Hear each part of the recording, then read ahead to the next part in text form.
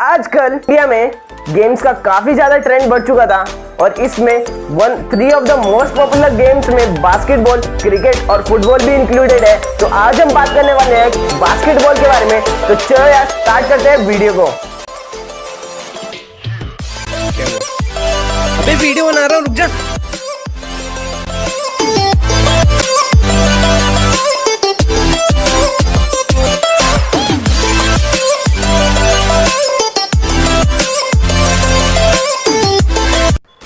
Mainly जो games होती हैं उनको हम 2 टाइप में क्लासिफाई करते हैं, एक इंडिविजुअल गेम और एक टीम गेम। तो जो बास्केटबॉल है वो टीम गेम में काउंट होती है।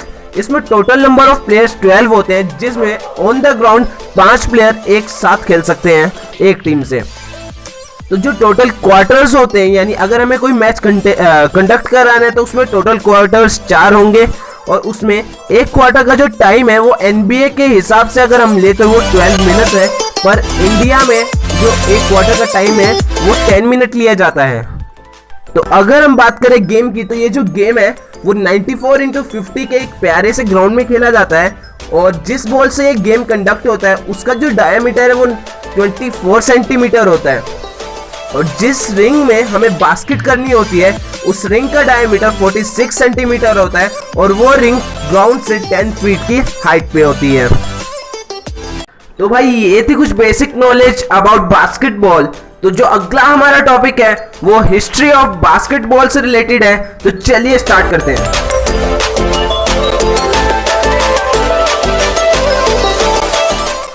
कनाडा के एक फिजिशियन डॉक्टर जेम्स नेस्मिथ ने 1891 में डॉग ऑन अ रॉक नाम से एक नया गेम इंट्रोड्यूस किया 20 जन 1892।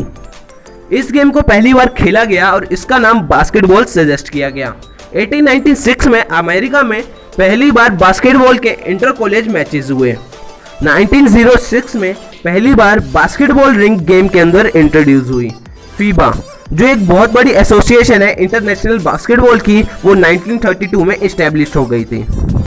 1936 में बास्केटबॉल को ओलंपिक के अंदर ऐड कर लिया गया था और पहली बार बर्लिन के अंदर खेला गया।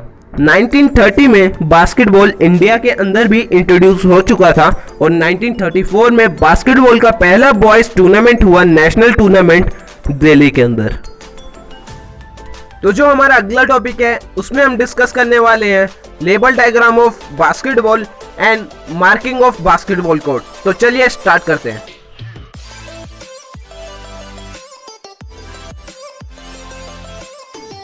तो अगर हम पहली डायग्राम को देखें तो इससे हम सिंपली जान सकते हैं कि दोनों तरफ को सिंगल सिंगल बास्केट होती है, जिसके अंदर हमें अपोजिट टीम की जो बास्केट है उसके अंदर बॉल डालनी होती है और पॉइंट स्कोर करने होते हैं। जो ज्यादा पॉइंट स्कोर करेगा वो सिंपली मैच जीत जाएगा। तो जो हाफ कोर्ट लाइन होती है वो ग्राउंड को 2 हाफ में डिवाइड करती है, जो एक हाफ आपका होता है और एक हाफ अपोनेंट का होता है। तो ग्राउंड के अंदर डिफरेंट टाइप ऑफ लाइंस भी बनी हुई है, जैसे साइड लाइन, 3 पॉइंट लाइन। जो 3 पॉइंट लाइन होती है वो मेनली ये इंडिकेट करती है कि अगर आप 3 पॉइंट से उस लाइन से बाहर से अगर आप बास्केट डालते हो तो आपके जो पॉइंट्स है वो 3 काउंट होंगे। अगर आप उस लाइन के अंदर से या फिर उस लाइन पे खड़े होके बास्केट डालते हो तो आपके पॉइंट 2 काउंट होंगे, और या फिर आप जो पेंट एरिया होता है यानी जो रेड मार्क एरिया है उसके अंदर से बास्केट डालते हो तो आपका पॉइंट 1 काउंट होगा। जो साइड लाइन होती है वो mainly boundary of the ground होती है, यानी जो उसका आउटर पार्ट होता है वो साइड लाइन के साथ रिप्रेजेंट किया जाता है। जो पेंट एरिया है उसके सामने आपको एक लाइन ड्रॉ मिलेगी, जिसके बाहर से यानी जिसके पीछे से आप फ्री शॉट्स लेते हो अगर कोई दूसरी टीम वाला फाउल करता है। तो अगर हम डायग्राम को देखें तो इसमें कुछ टेक्निकल टर्म्स गिवन है जिसको हम यूज कर हमारी पासिंग और प्लानिंग को ज़्यादा एक्यूरेट और अच्छा बना सकते हैं। तो ये था एक छोटा सा एक्सप्लेनेशन अबाउट लेवल डायग्राम। और जो हमारा नेक्स्ट टॉपिक है वो rules and regulation of basketball है। तो चलिए यार स्टार्ट करते हैं अपना नेक्स्ट टॉपिक।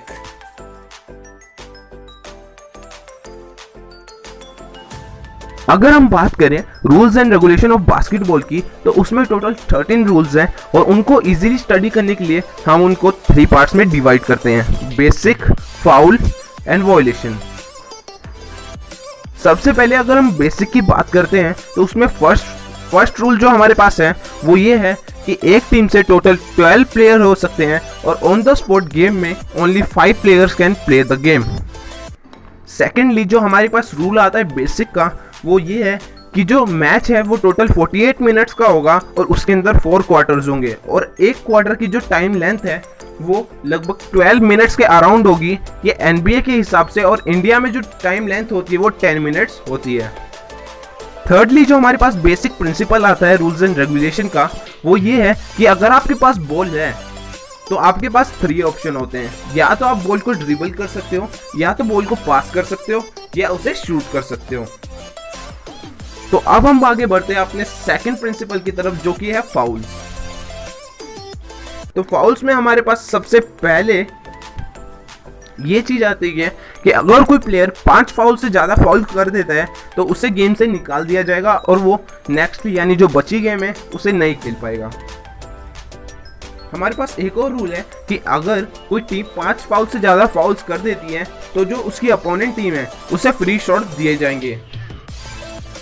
अब जो बाकी के बचे फाउल्स हैं उन्हें हम 3 पार्ट्स में डिवाइड करते हैं। सबसे पहले आता है पर्सनल फाउल। पर्सनल फाउल में इंक्लूड होता है जैसे अगर आप किसी प्लेयर को इंजर्ड करते हो या फिर हिट करते हो तो उसे पर्सनल फाउल में काउंट होता है। सेकेंडली टेक्निकल फाउल, यानी अगर आप डिसीजन के लिए अगर रेफरी के साथ अगर आप बहस करते हो या फिर किसी प्लेयर को टीज करते हो बास्केट करने के बाद उसे टॉन्ट मारते हो तो ये टेक्निकल फाउल में काउंट होगा।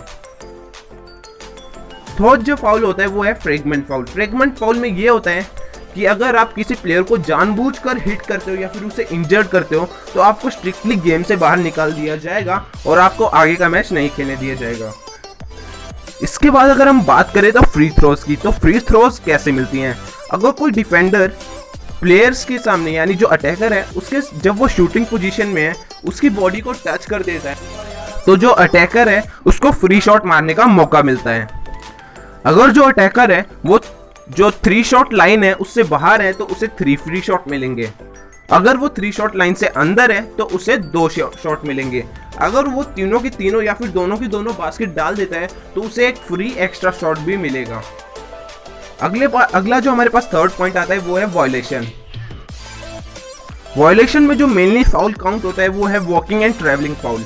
वॉकिंग एंड ट्रैवलिंग फाउल का मतलब है कि आप ड्रिबलिंग करते टाइम अगर बॉल को पकड़ के चल देते हो एक स्टेप भी तो आपका वो एक फाउल में काउंट हो जाएगा।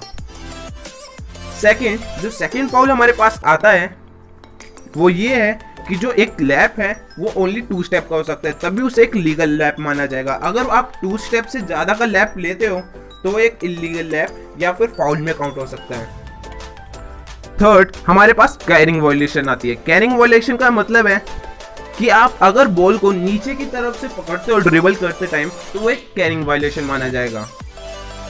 फोर्थ जो आपके पास वायलेशन आती है वो डबल ड्रिबल वायलेशन, यानी अगर बॉल को आप दोनों हाथों से ड्रिबल करते हो या फिर बॉल को एक बार पकड़ के फिर से उसे ड्रिबल करने लगते हो तो वो एक डबल ड्रिबल वायलेशन मानी जाएगी।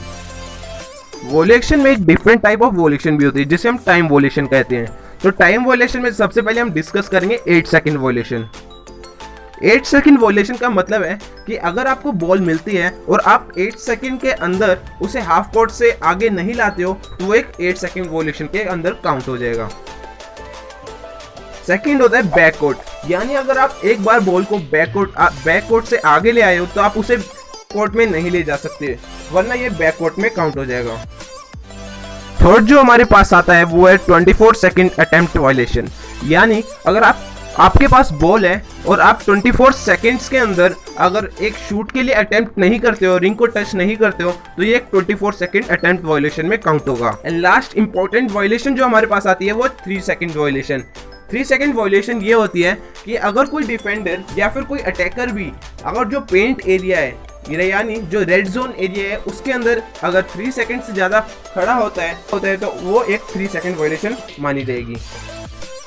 तो हम सारे रूल्स एंड रेगुलेशन और बास्केटबॉल डिस्कस कर चुके हैं। तो जो हमारा अगला टॉपिक है वो है terminology and skills of basketball. तो चलिए स्टार्ट करते हैं।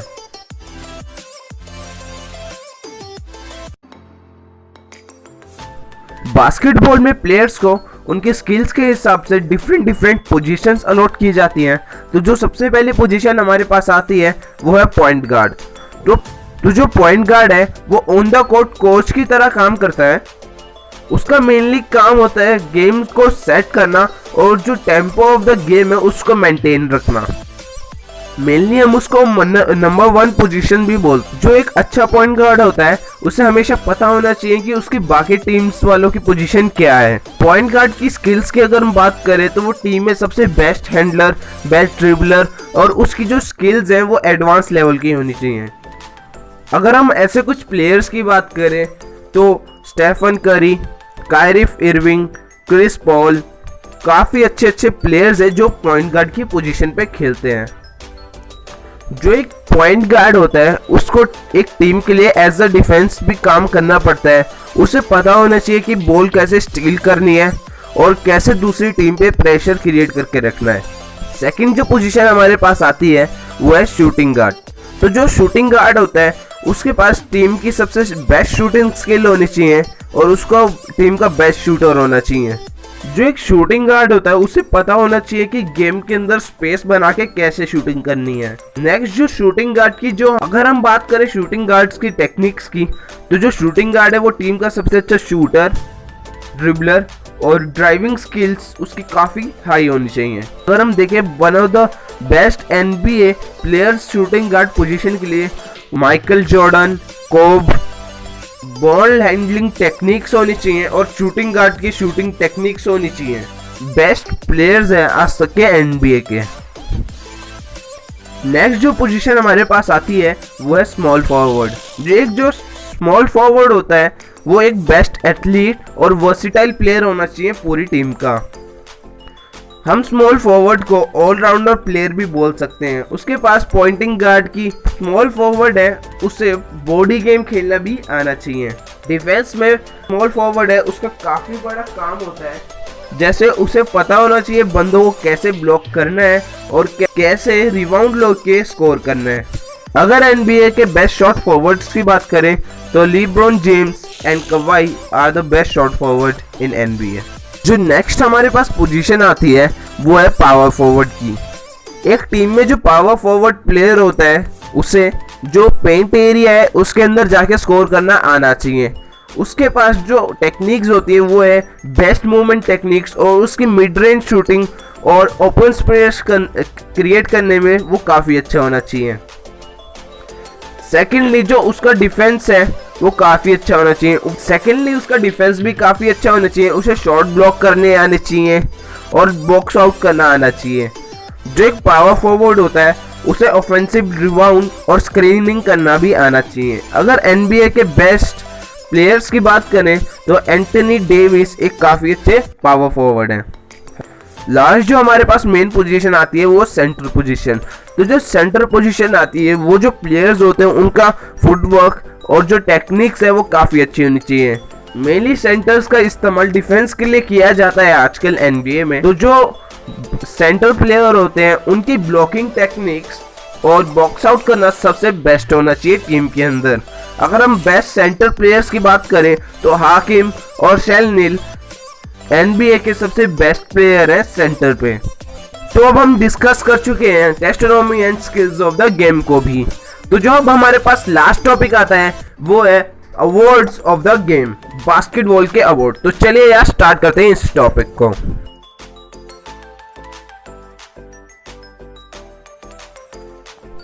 तो अगर हम बात करें total number of awards in basketball all around the world, तो ये मोर देन 100 अवार्ड्स थे, इसलिए मैंने उन सारे अवार्ड्स को इस वीडियो के अंदर सिंपली प्रेजेंट कर दिया है।